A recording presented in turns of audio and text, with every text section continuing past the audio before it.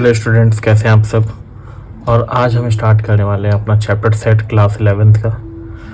और इस चैप्टर के अंदर आपको सभी बेसिक कॉन्सेप्ट्स और क्वेश्चंस आपको सीखने को मिलेंगे। सबसे पहले सेट की डेफिनेशन पढ़ेंगे। सेट क्या है?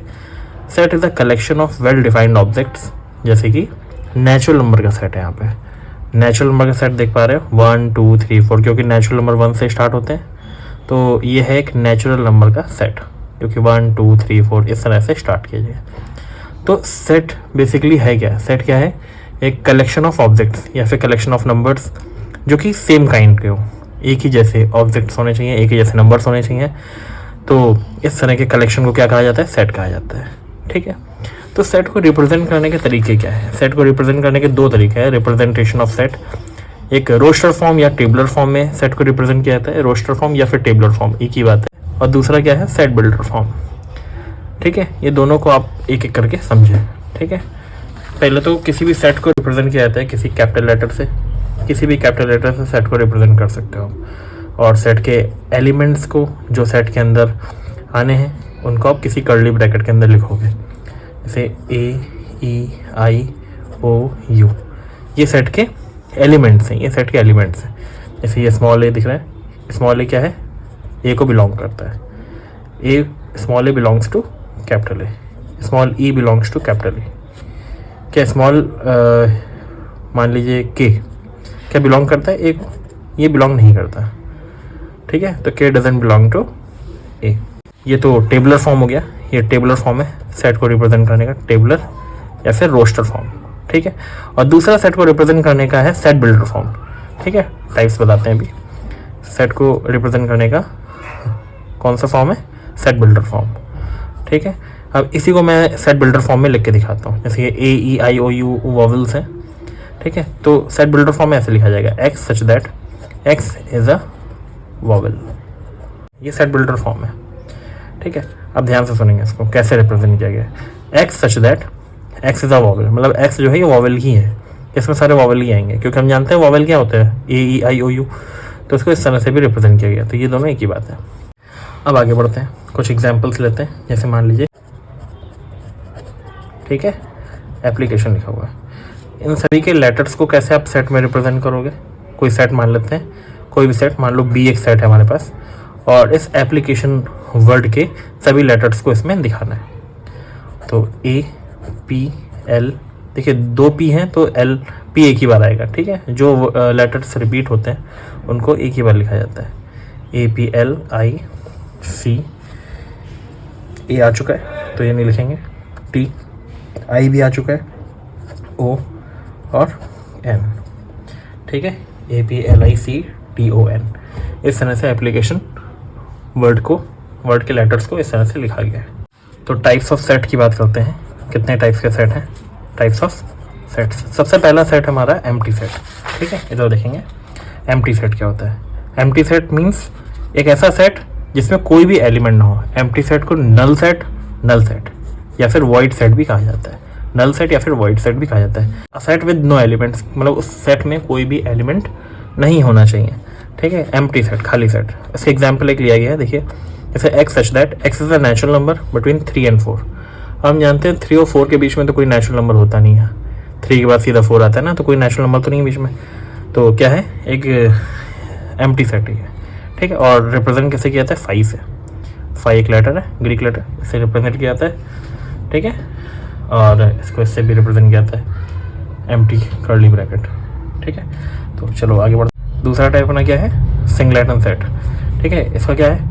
देखिए इसमें the set which has only 1 element in it, एक ही एलिमेंट होना चाहिए इस सेट में, इसे कहा जाता है सिंगलेटन सेट। जैसे मान लीजिए एक एग्जांपल लिया गया, x such that x is a natural number between 1 and 3।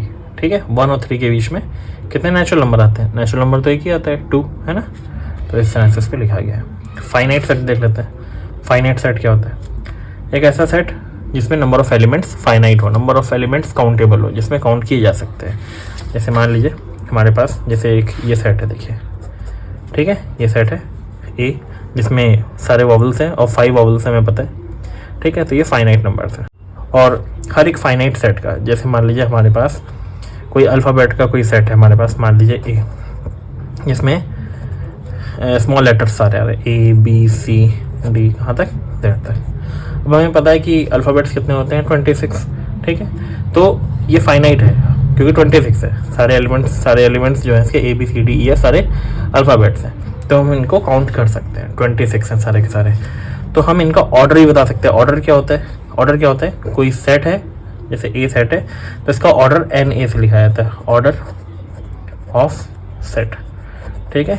किसी सेट का ऑर्डर अगर लिखना है आपको तो इसके एलिमेंट्स का नंबर, मतलब कितने एलिमेंट्स हैं 26 है ना, तो 26 लिख देंगे। जैसे इसके देखिए यहाँ पे इसके लिए ऑर्डर कितना था, इसके लिए ऑर्डर था 5 क्योंकि इसमें 5 एलिमेंट्स आ रहे हैं, ठीक है। तो एक्चुअल में इसका जो ऑर्डर होता है मतलब इसके अंदर कितने एलिमेंट्स आ रहे हैं उन्हीं का नंबर्स, या फिर उसको कार्डिनल नंबर भी कहा जाता है, कार्डिनल नंबर। ये देखिए इसमें मैंने यहाँ पे लिखा गया है, जैसे मान लीजिए फाइनाइट सेट है, a set which has a finite number of elements. जैसे यहाँ पे x such that x is a vowel. अब AEIOU इसमें 5 वॉवल्स आ रहे हैं और number of elements in set B कितने हैं 5 है, ठीक है। आई होप क्लियर हो गया होगा आपको। नेक्स्ट आता है इनफाइनाइट सेट, ठीक है। इनफाइनाइट सेट क्या होता है? एक ऐसा सेट, सिंपल सी बात है, जो फाइनाइट सेट में नंबर ऑफ एलिमेंट्स काउंटेबल थे और इनफाइनाइट सेट में इनफाइनाइट नंबर ऑफ एलिमेंट्स होंगे, बहुत सारे एलिमेंट्स होंगे जिन्हें हम काउंट नहीं कर सकते। जैसे कि देखिए Z क्या है, Z सेट ऑफ इंटीजर्स है, ठीक है। सेट ऑफ इंटीजर्स मतलब 0 भी इंटीजर है, +-1 भी इंटीजर है, +-2 भी इंटीजर है, ये चलता ही जाएगा, ठीक है। इसका लास्ट इंटीजर क्या होगा हम बता नहीं सकते ना ऐसे, क्योंकि इसमें एलिमेंट्स काउंटेबल नहीं है, ठीक है। नेक्स्ट आता है अपना इक्वल सेट, ठीक है। इक्वल सेट क्या होता है? तो इक्वल सेट में क्या होता है, दो सेट ऐसे सेट्स जिसमें नंबर ऑफ एलिमेंट सेम हो, मतलब सारे एलिमेंट सेम होने चाहिए। जैसे मान लीजिए एक सेट है हमारे पास X जिसमें नंबर ऑफ एलिमेंट्स हैं 1 2 4 3 5 है ना, और इसमें भी देखिए 1 2 4 3 5, आगे पीछे कोई बात नहीं चलेगा, ठीक है। X और Y दो सेट हैं जिसमें एलिमेंट्स सेम है, इसमें भी 5 एलिमेंट्स है, इसमें भी 5 है, और जो एलिमेंट्स हैं जैसे 1 2 3 4 5 वही हैं। कहीं ऐसा नहीं होना चाहिए कि जैसे मान लीजिए एक इक्वल सेट है और एक इक्विवेलेंट सेट है, इन दोनों में थोड़ा डिफरेंस समझिए। इक्वल सेट में नंबर ऑफ एलिमेंट्स वही थे जो इसमें है, जैसे 1 2 3 4 5 इसमें भी है और 1 2 3 4 5 इसमें भी है, लेकिन यहाँ पे जो नंबर ऑफ एलिमेंट्स हैं यहाँ पे अलग अलग है, लेकिन नंबर ऑफ एलिमेंट सेम है, ABCD 4 एलिमेंट इसमें भी है और 4 एलिमेंट इसमें भी है।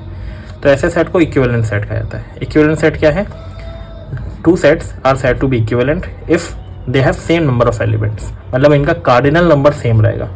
Number of elements in X भी 4 है और number of elements in Y भी 4 है, ठीक है। तो ये बात क्लियर हो गई होगी आपको। आगे बढ़ते हैं। टॉपिक हमारा सबसेट।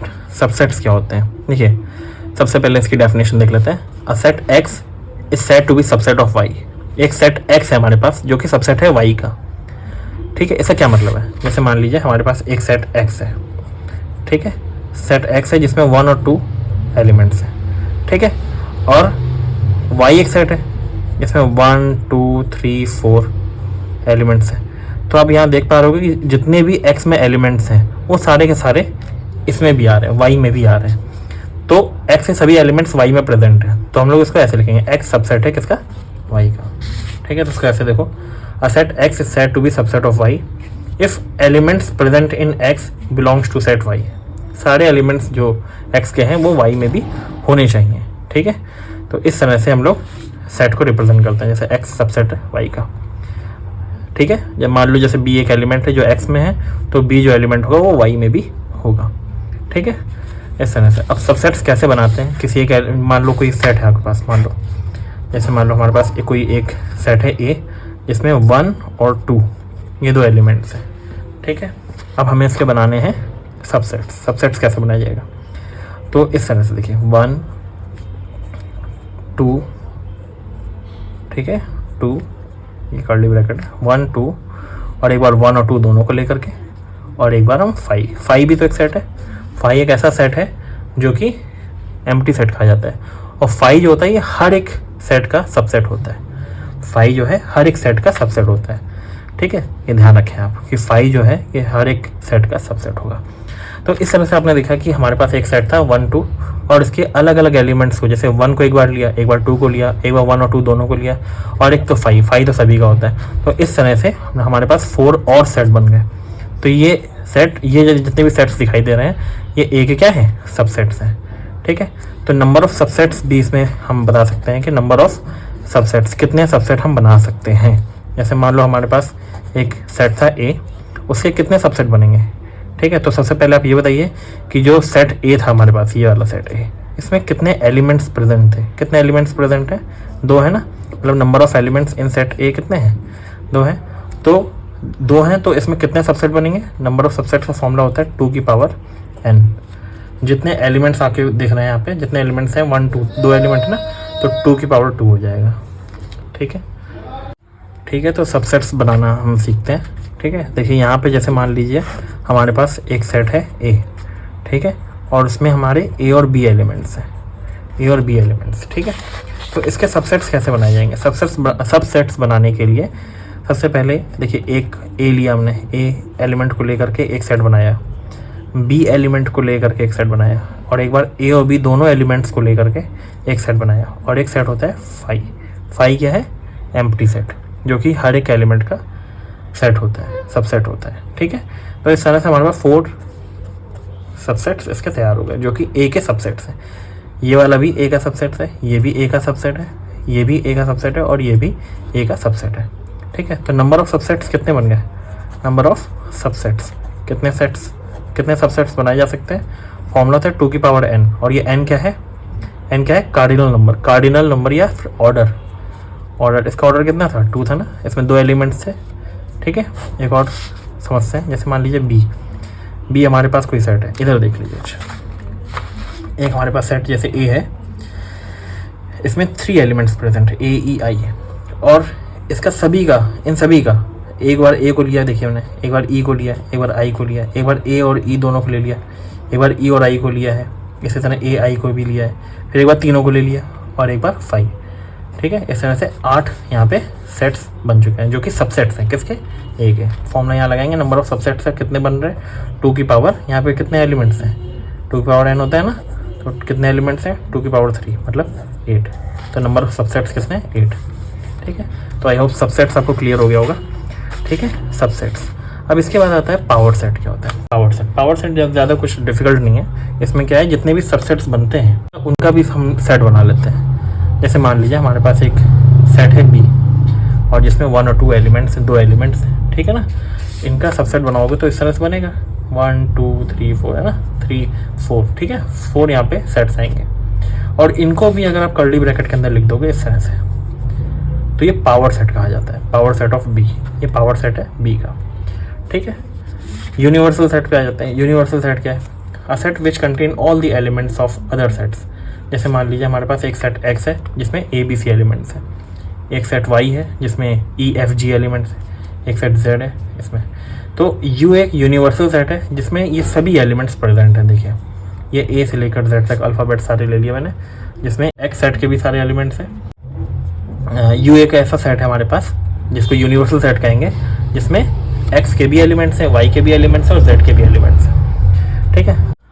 तो स्टूडेंट्स अब पढ़ते हैं ऑपरेशंस ऑन सेट, ठीक है। अब सेट्स पे कैसे हम लोग ऑपरेशंस करेंगे, ठीक है। सबसे पहले बात आती है यूनियन ऑफ सेट्स, यूनियन, ठीक है, यूनियन ऑफ सेट्स।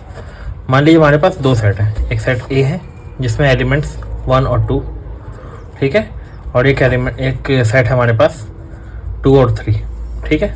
इसमें अगर हमें यूनियन करना है तो यूनियन का ये सिंबल है, देखिए, ठीक है। इस तरह से ऊपर की तरफ हाफ यू बना देंगे, ठीक है, यूनियन। तो ए यूनियन बी पढ़ा जाता है जैसे, और इसको किया कैसे जाता है, 1 2 3 सारी एलिमेंट्स लिख देना है, सारे एलिमेंट्स आपको लिख देना है। जो एलिमेंट्स 2 बार भी हैं वो भी आपको एक ही बार लिखने हैं, रिपीट नहीं होने हैं, ठीक है। जो एलिमेंट्स रिपीट होते हैं उनको भी आप एक ही बार लिखोगे, ठीक है। जैसे मान लीजिए हमारे पास एक सेट ए है, ए बी सी, और एक दूसरा सेट है बी जिसमें B C D E elements हैं, ठीक है। ए यूनियन बी कैसे निकाला जाएगा इसका, इसमें सारे एलिमेंट्स आपको लिख देने हैं, ए बी सी डी ई, ठीक है। देखिए यहाँ पे बी और सी रिपीट हो रहे थे, एक ही बार लिखना है इनको, ठीक है। दूसरा हमारा ऑपरेशन है इसका intersection, intersection of sets. Intersection में क्या है कि इसमें जैसे यही हम लोग सेट ले लेते हैं। एक सेट ए हमारे पास 1 और 2 एलिमेंट्स, और एक सेट मान लो बी ले लेते हैं 2 और 3। अब इसमें आप देख रहे हो कि ए इंटरसेक्शन बी हमें निकालना है, इसको इस तरह से लिखा जाएगा, ठीक है। इसी का उल्टा साइन है, देखो ये ऊपर की तरफ और ये नीचे की तरफ, ए इंटरसेक्शन बी पढ़ा जाता है इसे। इसमें वो एलिमेंट्स लिखना है जो दोनों में कॉमन है, 2, ठीक है।